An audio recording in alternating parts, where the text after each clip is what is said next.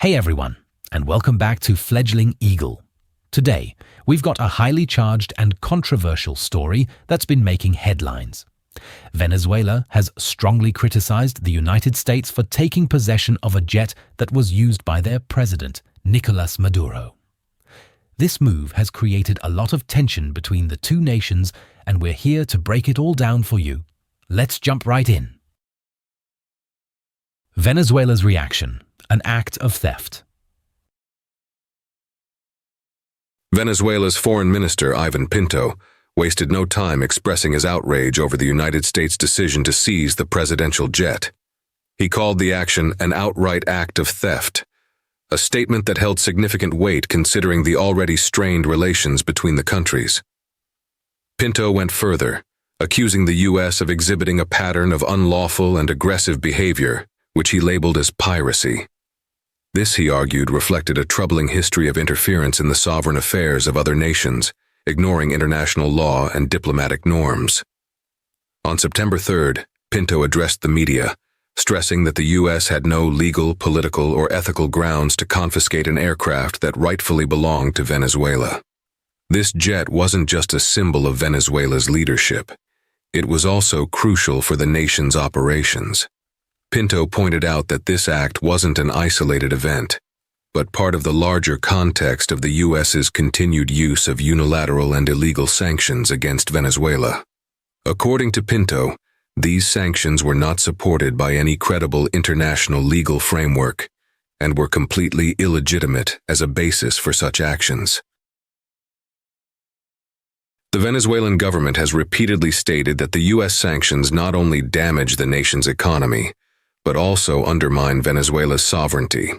Pinto emphasized that these sanctions represent an effort by the United States to impose its will on Venezuela and other countries that challenge U.S. policies or resist its global dominance. He criticized the U.S. for acting as if it had the authority to unilaterally dictate the decisions of other nations, often disregarding established international protocols and diplomatic avenues in favor of more aggressive, coercive tactics. Pinto also broadened the discussion, highlighting the larger geopolitical consequences of the U.S. actions. He pointed to the ongoing U.S. attempts to control the economic and political landscapes of countries that do not align with its interests. Venezuela, as one of the most vocal opponents of U.S. imperialism in Latin America, has been a prime target for these types of interventions. According to Pinto, the United States has been weaponizing sanctions, not just as a form of punishment, but as a means to pressure Venezuela into aligning with U.S.-driven global policies. Pinto argued that this is a clear violation of the principle of non-interference in the internal affairs of sovereign states, a fundamental tenet of international law. Pinto also highlighted the wider implications of U.S. policies, which, according to him, had extensive effects on the Venezuelan population. He asserted that the sanctions and ongoing political pressures were directly harming the citizens of Venezuela, especially in terms of their access to essential goods, services, and participation in international trade. Pinto argued that the Venezuelan government was being penalized for refusing to comply with U.S. demands, and it was ordinary Venezuelans who were bearing the brunt of this political conflict. In his statement, Pinto described the U.S. sanctions as a form of economic warfare, intended to destabilize the Venezuelan economy and undermine its government. He viewed this as part of a broader strategy to create internal instability, paving the way for political changes aligned with U.S. interests. Pinto framed this as an intentional assault on Venezuela's sovereignty, with the people suffering from the social and economic repercussions of sanctions imposed without their consent or respect for their national rights.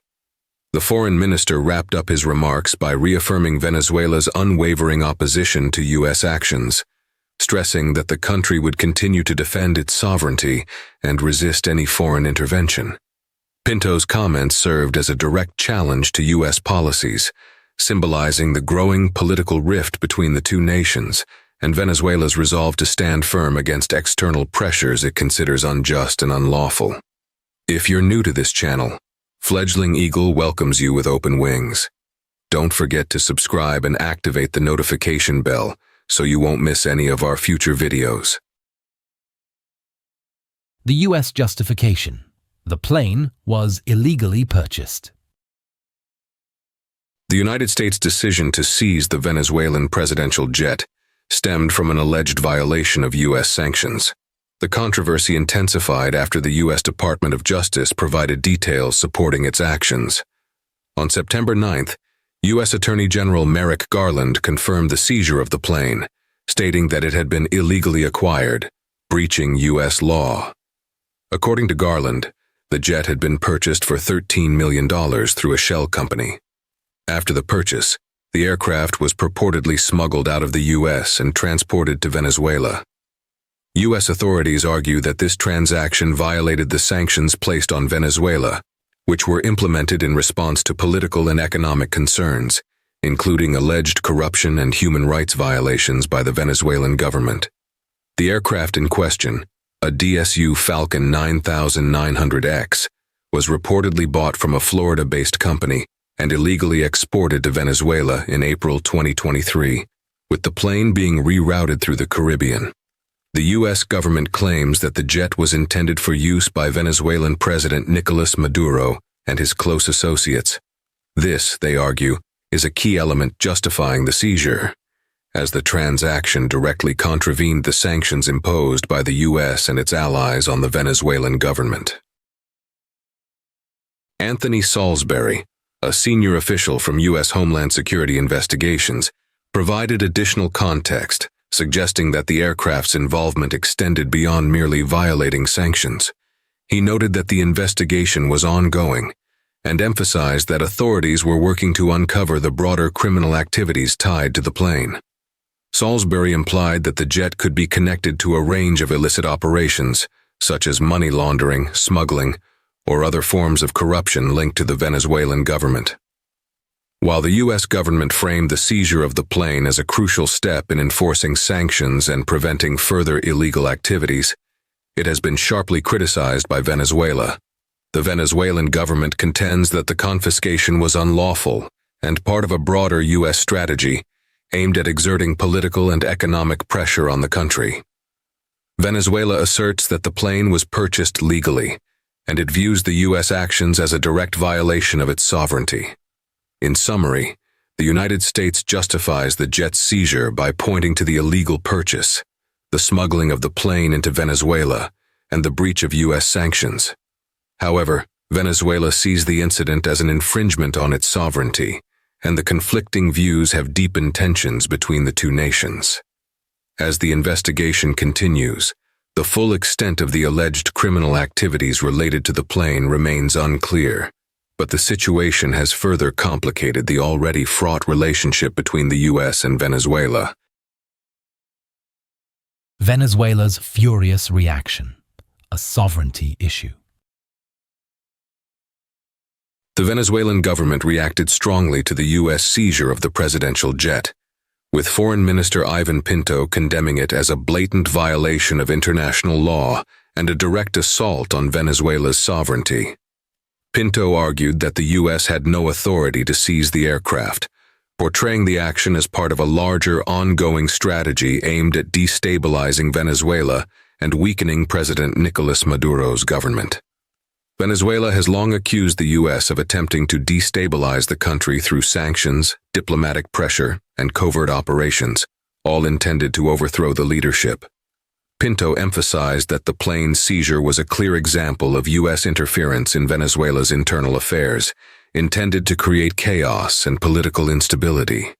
He argued that the U.S. was once again trying to assert its dominance in the region, using illegal and coercive measures to impose its will on Venezuela. President Nicolás Maduro shared Pinto's outrage, using the incident as a rallying point against what he called U.S. imperialism. Maduro framed the jet's seizure as part of a broader pattern of U.S. aggression towards Venezuela, stretching back to the early days of his presidency and even earlier under Hugo Chavez. He reiterated that the U.S. had consistently sought to undermine Venezuela's independence and sovereignty, whether by supporting opposition movements or imposing harsh sanctions on the economy. In the wake of the jet's seizure, President Nicolás Maduro firmly declared that Venezuela would not be intimidated by such acts of aggression. He urged the Venezuelan people to remain resolute in resisting U.S. interference, emphasizing that the country would continue to defend its right to self-determination and sovereignty on the global stage. Maduro made it clear that, despite the immense pressure from the U.S. and its allies, Venezuela would not bow to foreign demands and would continue to chart its own course, free from external coercion. This incident has come to symbolize the broader geopolitical struggle between Venezuela and the United States. For Maduro and his supporters, the seizure of the plane is yet another example of the U.S. attempting to impose its will on a nation that refuses to align with its interests. The Venezuelan government has framed the situation not merely as a legal or political dispute over the jet, but as a crucial battle for sovereignty, the right to pursue an independent path without foreign interference. Both Pinto and Maduro emphasized that Venezuela would continue to challenge U.S. actions on the international stage, seeking support from nations that oppose the kind of unilateralism the U.S. is accused of. They have specifically looked to Latin American countries, as well as allies like Russia and China, for diplomatic backing and resisting U.S. pressure. Maduro's rhetoric has been particularly sharp, calling for a united front against the U.S. and its interference in the internal affairs of sovereign nations. In the broader context, the plane's seizure has become a flashpoint in the ongoing tensions between Venezuela and the U.S. The Venezuelan government views this act as part of a larger pattern of U.S. aggression aimed at weakening the country both politically and economically. While the U.S. justifies its actions as part of enforcing sanctions and preventing illegal activities, Venezuela sees this as yet another affront to its sovereignty and a reflection of the ongoing U.S. interference in its internal affairs. The U.S. perspective: upholding sanctions and international law. From the United States perspective, the seizure of the Venezuelan presidential jet is presented as a key part of a broader effort to enforce international law, particularly the sanctions imposed on Venezuela. U.S. officials argue that their actions are fully justified under both U.S. domestic law and the framework of international sanctions, which were implemented in response to the Venezuelan government's alleged involvement in corruption, human rights abuses, and its support for regimes opposed to U.S. interests worldwide. According to U.S. authorities, the plane was part of a larger operation that involved smuggling and other activities that violated U.S. sanctions. The U.S. Department of Justice claims that the jet, acquired illegally through a shell company, was used to facilitate illicit transactions, possibly including the transport of illegal goods between the United States and Venezuela. These actions, the U.S. maintains, directly violate the sanctions imposed on Venezuela by the U.S. and its allies, which are intended to pressure President Nicolás Maduro's regime in response to its domestic and foreign policies. The U.S. government asserts that by seizing the Venezuelan presidential jet, it is upholding its national laws and ensuring that individuals and entities associated with the Venezuelan government are held accountable for their involvement in illegal activities. U.S. Attorney General Merrick Garland emphasized that the U.S. is committed to using its legal system to prevent violations of its sanctions, which it views as crucial to its foreign policy objectives. Garland also highlighted that the seizure is part of a broader effort to stop the Venezuelan government from bypassing international sanctions and using illicit means to evade financial restrictions. Moreover, U.S. authorities suggest that the seizure is tied to a larger network of criminal activities, although many details are still under investigation. According to U.S. law enforcement, the jet may have been involved in illegal financial transactions, money laundering, and smuggling operations. These activities, they argue, could have facilitated the movement of resources that directly benefit the leadership of the Venezuelan government. The U.S. contends that the plane's involvement extends beyond just violating sanctions and may implicate the Venezuelan government in a broader array of illicit actions designed to sustain the regime and undermine international efforts to hold it accountable. In addition to the seizure, U.S. authorities are continuing their investigation into the full scope of the criminal activities linked to the jet. Anthony Salisbury, a senior official with U.S. Homeland Security investigations, noted that the plane's involvement in these operations is part of a wider pattern of conduct that the U.S. is determined to uncover and address. Salisbury indicated that investigators are following multiple leads to identify all individuals and entities connected to the illicit activities, and that additional actions could be taken as new information emerges. For the United States, the seizure of the jet is not just about enforcing sanctions, but also about sending a broader message to other nations and individuals who might attempt to circumvent U.S. laws. The U.S. views this as a crucial step in holding accountable those who enable or support the Venezuelan government's activities, while ensuring that sanctions are respected globally. U.S. officials argue that such actions are necessary to preserve the integrity of international financial systems and prevent governments like Venezuela's from engaging in what they see as unlawful activities without facing repercussions. From the U.S. perspective, the seizure is a clear expression of the belief that upholding sanctions and international law is fundamental to maintaining global order and accountability. The United States sees this action as part of a larger strategy to reduce the influence of regimes it deems destabilizing, and to ensure that countries like Venezuela follow established international norms. Despite the ongoing diplomatic tensions, the U.S. maintains that its legal and political stance aligns with the enforcement of international sanctions and the broader goal of protecting global stability.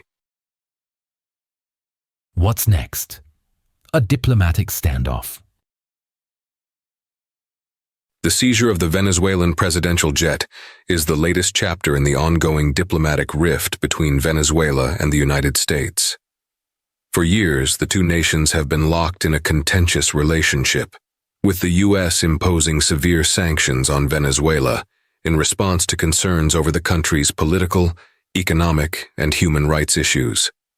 The Venezuelan government has consistently argued that these sanctions are not merely punitive, but are part of a broader U.S. strategy aimed at undermining the country's sovereignty and controlling its political and economic systems. The controversy surrounding the jet's seizure has only deepened the already strained ties. The Venezuelan government has vehemently demanded the plane's return, calling the action illegal, unjust, and a violation of its sovereignty. Venezuelan leaders, including Foreign Minister Iván Pinto and President Nicolás Maduro, have framed the incident as a continuation of U.S. interference in Venezuela's internal affairs. From their perspective, the United States is using a variety of tactics: sanctions, diplomatic pressure, and now the confiscation of national assets to destabilize the country and weaken its government. On the other hand, the U.S. government remains resolute in its decision to seize the plane, defending it as a necessary action to enforce both U.S. laws and international sanctions against the Venezuelan regime. The U.S. argues that the jet's purchase and its illegal transportation to Venezuela violated U.S. sanctions, and sees this as a critical step in holding those involved in illicit activities accountable. The U.S. has made it clear that it will continue to enforce sanctions and take further actions if needed, including targeting individuals and entities linked to the Venezuelan government who may be involved in similar illegal operations. As both sides dig in their positions, the key question is, what comes next? Will the situation lead to further escalation, or will there be an opening for dialogue and diplomatic resolution? The international community is watching closely, with some nations already taking sides, which adds another layer of complexity to the dispute. The possibility of further escalation remains a concern. The U.S. has consistently taken a hardline stance against the Venezuelan government, and this incident only intensifies those tensions. However, diplomatic channels between the two countries have not been entirely shut down. There have been occasional talks and negotiations in the past, even amid high tensions, and both governments are likely mindful of the risks of a total breakdown in relations. On the other hand, it is also possible that the situation could eventually lead to a diplomatic resolution, especially if both countries are willing to engage in constructive dialogue. However, Given the deep mistrust and the significant political stakes involved, achieving this will be no easy feat. Venezuela will likely continue to demand the return of the jet and the lifting of sanctions, while the U.S. will probably maintain its position on strict enforcement of sanctions and demand greater accountability from the Venezuelan government. One thing is clear. This issue is far from resolved. The seizure of the plane has become yet another flashpoint in the long-standing diplomatic standoff between Venezuela and the U.S., a standoff that shows no sign of abating in the near future. Whether the two nations can find a peaceful resolution or whether tensions will escalate further remains to be seen. What is certain is that the ongoing struggle over Venezuela's sovereignty, U.S. sanctions, and the broader political rift between the two countries will continue to shape the diplomatic landscape for years to come. That wraps up today's update on this dramatic international issue. What are your thoughts on the situation between Venezuela and the US? Do you think the US is justified in its actions, or is this another case of overreach?